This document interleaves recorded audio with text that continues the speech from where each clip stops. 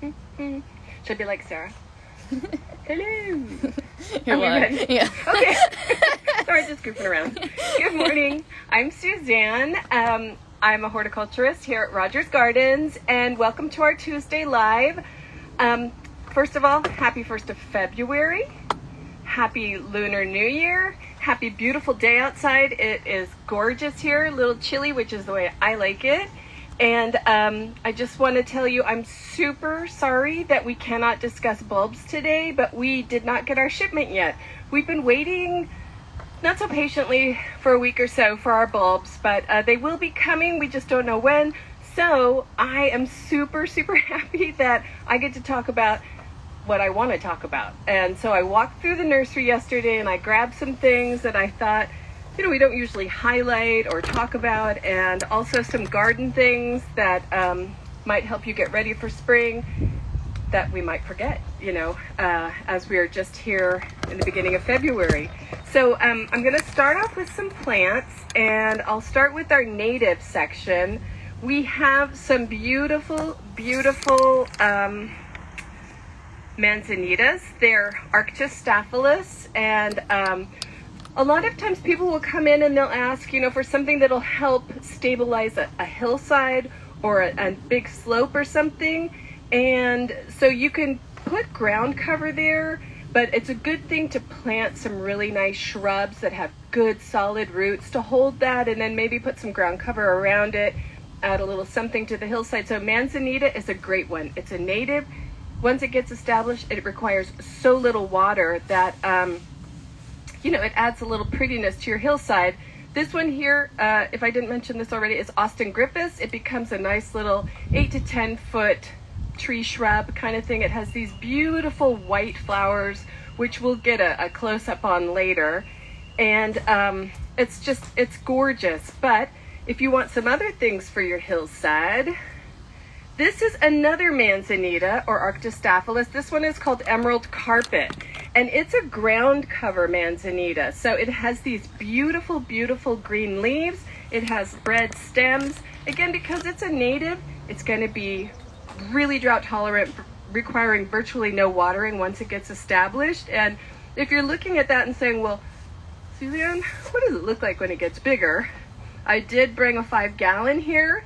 These are such a beautiful plant, and they do get those gorgeous white bell flowers in the spring. So they're a great habitat plant. They're so good for providing like protection and food for pollinators and animals, birds, things like that. So it's a really, really good plant and virtually carefree. You don't need to do anything to it. Most Manzanitas, even the big tree ones, you can just let them go, or you can prune them to look really, really beautiful.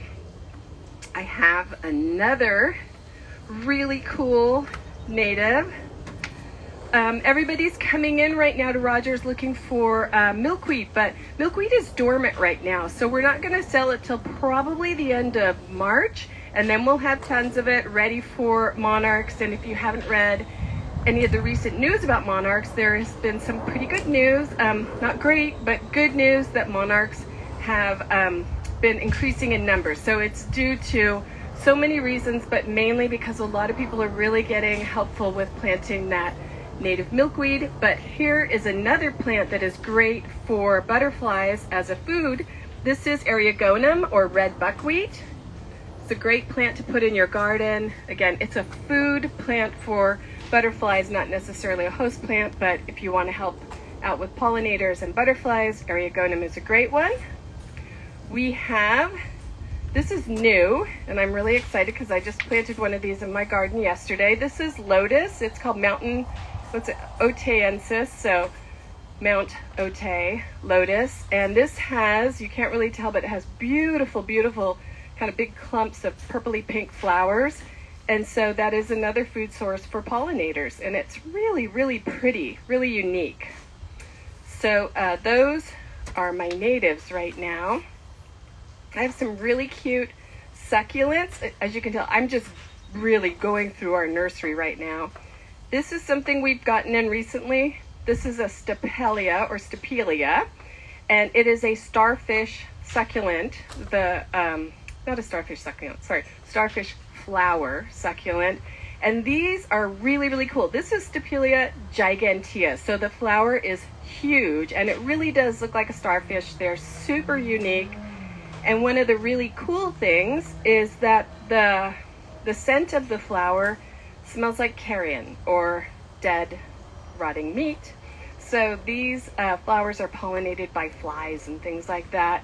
So you don't really want to put this by your front door, but it is a gorgeous, gorgeous flower and really unique. Kind of a cool thing if you have kids or something. And another, actually I'm going to put this down, sorry. I'm going to reach down so it doesn't break off. We have a really pretty thing, and I did see this in the LA Times, I think. No, it was Sunset Magazine, I believe. This was just in there. This is, hold on, Gaster Aloe. So it's a Gasteria and an aloe combination.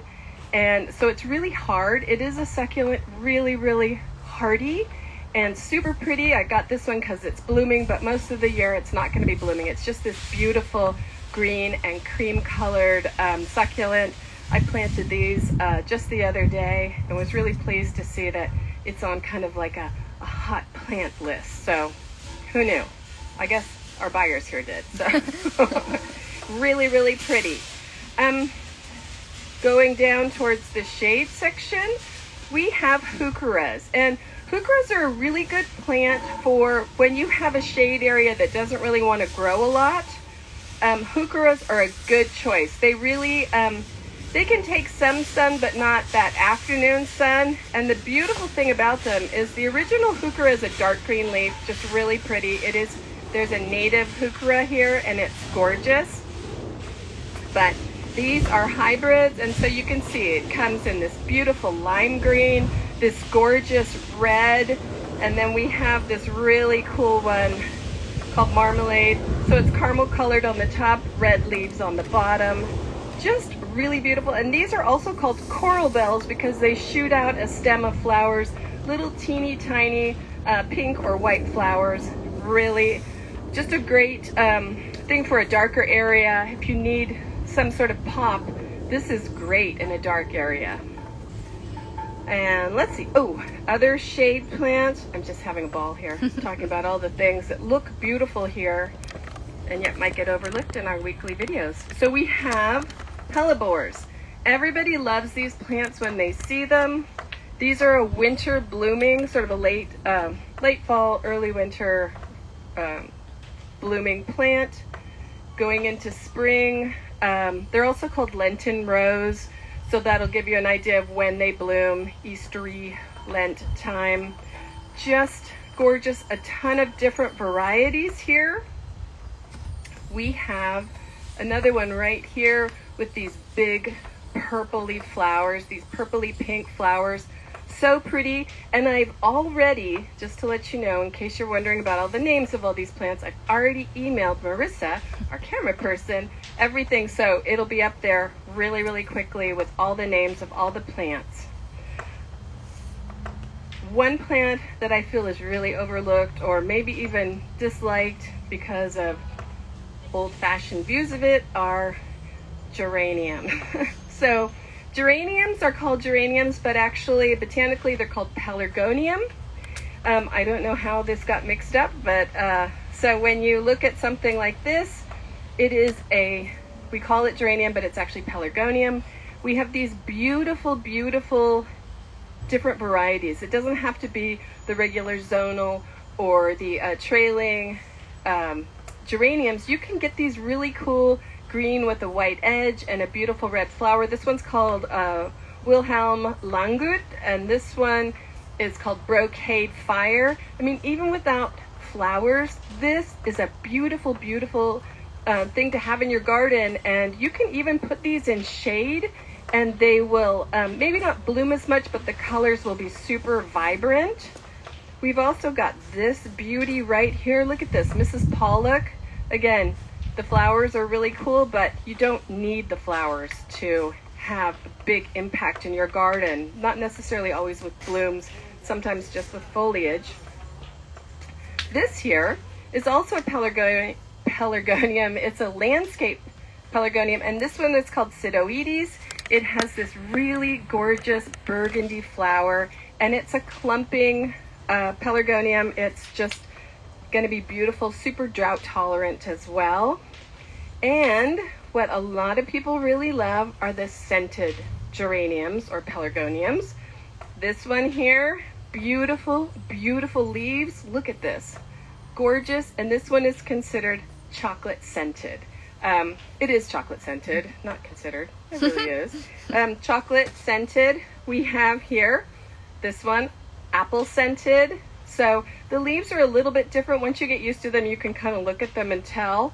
This one is nutmeg. This one's one of my favorites. It grows like crazy, and it is a nice, tight, compact little plant for the garden. Looks very English gardeny, but it really smells pretty. And when you crush the leaves, it's just amazing. And then we have one last one. This one is peppermint. It has the big fuzzy leaves like the chocolate one. So it's beautiful. And you can grow these indoors as well and just have them kind of be around and crush them a little bit and have that beautiful scent. I did bring along these little 4-inch plants. These here, these are true geraniums or cranespill. These are tiny monsters. So if you want to know what a real geranium is, anything called cranespill is a true geranium. And these are great little ground cover plants. There's a lot of different varieties of these cranespill, and they all have these beautiful flowers. I like Roseanne the best, but we don't have any right now. So you get to see Tiny Monster. Next up, look at this. This is lavender. It's called Merlot, Meerlo. This is a beautiful, beautiful lavender. So different and unique. And again, you're saying a lot more with the foliage than the flowers. The flowers do come on little spikes, and they're kind of a paler lavender, but still, this is so amazing and adds a lot of impact to your garden. Just, a little something different and really, really pretty in the middle of a pot surrounded by other plants. Just beautiful. And from our vegetable section, we have this gorgeous blackberry. It is called something arc. What is it called? Prime arc, and it's a thornless blackberry. So even more fun, because if you've ever grown berries like this, sometimes it's a little difficult when you need to get in there and prune them, but this one is really nice. I actually got one of these last spring, so about a year ago, and planted it. It was really fun, much easier to train as well, with less thorns, no thorns. And one more thing from our edible section, we have a lot of guests come in, and they all talk about rosemary and which rosemary is the best. We have so many different kinds of rosemary. I think if you're going to be using it for cooking, culinary purposes, you want to go with a very upright one. So Tuscan Blue, Tuscan Beauty is going to be kind of a standard, but it's more of like a shrubby one. There's some new hybrids that are called Spice Island and Barbecue. They're very similar, super, super aromatic and very, very upright. These are the ones that if you want to make skewers out of the rosemary stems, you can do that. These will get maybe up to 5 feet tall, so but very upright. Whereas there's also prostrate rosemary, which is a ground cover. It's edible, but probably not as flavorful as the upright ones. So we always have tons of rosemary here, so just to let you know that. But anything you like, and rosemary, just plant it very judiciously because it always gets bigger than you can imagine. We have camellias. Can you see the camellias here? Hold on 1 second. You don't have to move it, I can grab it, but Okay, now you're good. Okay, so the camellia over here, we have a ton of beautiful camellias. A lot of them are blooming as beautiful as this Shishigashira.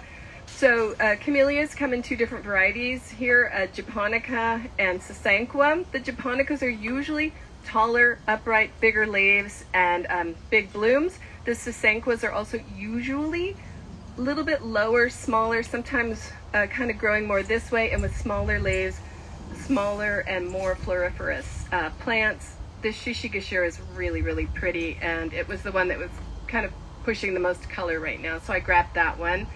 And then the last plant I'm going to show you is a Butylon. So for shady spots, a Butylon is one of my absolute favorites. If you come here and you talk to me about a shady spot, I'm almost always going to push you towards a Butylon. These little bell-shaped flowers come in a multitude of colors, from, you know, dark red, yellow, white, orange and yellow, pink, everything you can imagine. Here's a beautiful, beautiful pink one as well. This one's called Pink Ice. And the great thing about the Butylons is that you can get them in so many different sizes. They're really small ones that'll only get 2 to 3, 3 to 4, 4 to 5. And, you know, depending on what area you need to fill, there's almost always an Butylon for you. And my absolute all-time favorite, if you know me, you know how I feel about this plant. I love it, thanks to Dahlia. This is Tiger Eye. So maybe later Marissa will zoom in on these flowers, but they are orange and red and gorgeous.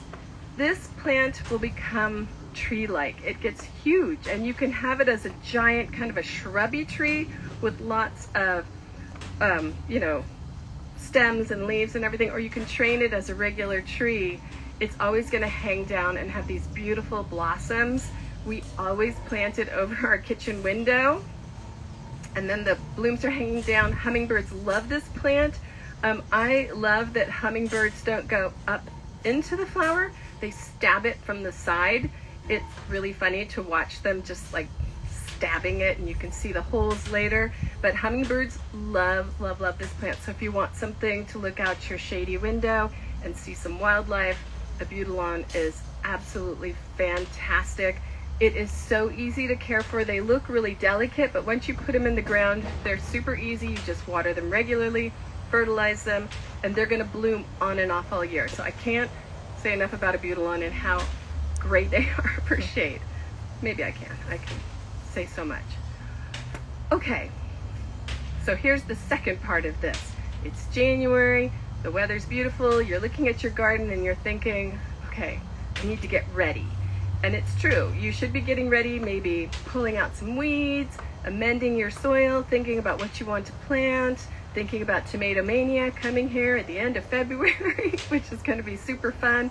But when you get outside, a couple of things that might be super helpful are things like this pop-up. It's a pop-up bag, and this is a small one. We have a large one as well. So when you're working around the garden, you can drag this thing around, and it's super easy to throw all your cuttings in and then put it in your green waste. You can do this. I use giant brown paper bags as well, but this is really, really handy. And of course, you can store it just like this when you're done. It's just really, really helpful. Rather than trying to find a bucket or drag the trash can around with you. Super light, super easy. Twine. I think we all forget about twine or green tape or something like that when you're working and you want to make something a little bit more upright. The winds are coming today. Maybe you want to secure something so that it doesn't blow away or break. Have a nice little can of twine, and this stuff is amazing. It's just so helpful and so handy. You'll use it all the time. Little helpful tools. Rakes are great, but little rakes are better. I love that we have this little teeny hand rake. When you're down and you're working and you want to just get behind there and a big rake is too much, this is amazing. Just having this here, toss it in your little tool bucket.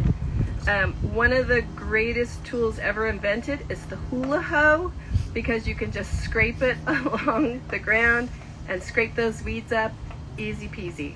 So good. But you know what's even better than a Hula Hoe? A Hula Hoe that has a digger on the other side. I mean, this is so great. It has a nice long handle so you can really work it. This is from DeWitt. This is from our super cool line of tools.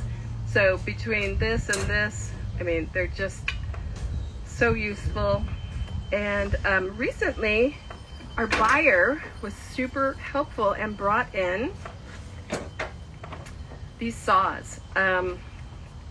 We now have a good selection of saws here, and we didn't have them before. I don't know, I don't think a lot of people use them, but with more people gardening every day, having a good saw like this folding saw is fantastic. And just this pruning saw is amazing. What these are really, really good for is palms. If you have like pygmy date palms or something like that, you're always trying to figure out a way to cut off the dead things. These are invaluable. I brought here my favorite pruning shears. I can't get them out of this container, but these are little snippers. They're floral snippers, so they're pointy and super easy just to take through the garden and use just for your basic maintenance stuff. Not heavy duty pruning, but really easy stuff. And just realized I left a note on there. Okay. And we also got in these amazing hedge trimmers, which I'm super excited about because I really want some, and I'm excited to grab some of these beautiful hedge pruners. We haven't had anything like this for quite a long time. So if you're working on your boxwood hedges or your ligustrum hedges, your privet hedges, these things are going to be a great help to you. So, couple things. Do we still have people watching? Now is the time to put up a birdhouse. Everybody wants to have more birds in their garden. This is a bluebird house, and so if you want to specifically attract birds, we have a lot of bluebirds here. We have wrens here, so we have bluebird and wren houses. So throw one of these up in your tree. It's just about time for them to start wanting to nest. You want to get it in there so that they can get used to it before it's really go time. And my last thing to show you, oops, I forgot about the hose, but we have hoses. There's a new law in effect that we're supposed to be separating our compostable items from our regular trash. It's supposed to be really, it's in effect now, but by 2024 we are required to do this. So we have a beautiful compost caddy, and this is really easy. Just scrape your plate into this. If you have a little bag, I know most of the grocery stores have these really cool compostable bags that you can just pop in here so it doesn't get gross, and you can just take it out and put it in the trash. But this is really, really handy, and everybody should just start scraping their food and vegetable trimmings and things like that into this. And that's about it. That's everything that I think is really cool in the nursery right now, even though I forgot gardenias and hoses. So any questions? One about milkweed. Milkweed, okay. Are we getting it back in? We will get it in, but not until the end of March, because it's dormant right now. If you have it growing in the ground, it's probably starting to come alive, but for most of the growers, it's been cut back, and people don't really like to buy something that doesn't look like anything. Plus, the monarchs are usually, their active time should be March through September. So we don't really need to encourage them right now. If there are some in your garden, it may be an errant kind of thing, but they know what to do, and they will be fine. When the milkweed starts coming out in the end of March, we'll be carrying it completely and totally, and we love it. What is the brand name for the pruners? The little pruners. So if it's these little floral snippers, this is Corona. If it's for the big hedge pruners, these are, what is it called? I forget. Ironwood tools. All right, that seems to be the questions. Okay, cool. Well, I want to thank you all for being patient with not having bulbs to talk about, but we will talk about bulbs the minute they are in. So look forward to Sarah on Thursday talking about our favorite plant of the week. Don't forget to go to rogersgardens.com and sign up to be a preferred customer. You'll get all of our emails. Also, we have our Facebook, our Instagram, our Pinterest, and our YouTube channel that you can subscribe to and see all of our instructional and informational videos. So that's it for me right now. We'll see you next week.